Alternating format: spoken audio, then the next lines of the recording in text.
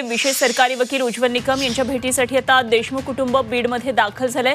शासकीय विश्रामगृहावर न्यायालयामध्ये सुनावणी होण्यापूर्वी देशमुख कुटुंबाची उज्ज्वल निकम यांच्यासोबत आज ही भेट होतीये। विकास माने आमचे बीडमधले प्रतिनिधी आपल्याबरोबर जोडले गेलेले आहेत, त्यांच्याकडून या संदर्भातली आणखी माहिती जाणून घेऊया। विकास, बीडमध्ये महत्त्वाची भेट होतीये, सरकारी वकील उज्ज्वल निकम बीडमध्ये दाखल आहेत, आज महत्त्वाची सुनावणी आहे आणि देशमुख कुटुंबीय सुद्धा त्यांच्या भेटीला सुनावणी होण्याआधीच भेटतायत। काय नेमकं या संदर्भातले तपशील आहेत? सरपंच संतोष देशमुख हत्या प्रकरणामध्ये आज बीडच्या विशेष न्यायालयामध्ये सुनावणी होते आहे। ही सुनावणी होण्याच्या पूर्वी आपण बघितलं तर धनंजय देशमुख आणि त्याबरोबरच मसाजोगचे जे ग्रामस्थ आहेत त्यांचं शिष्टमंडळ जे आहे ते या ठिकाणी भेटीला आलेलं आहे आणि याच भेटीच्या दरम्यान आता जो काही आतापर्यंतचा जो तपास झालेला आहे त्या तपासासंदर्भामध्ये जी भेट झाल्यानंतर काही चर्चा होणार आहे।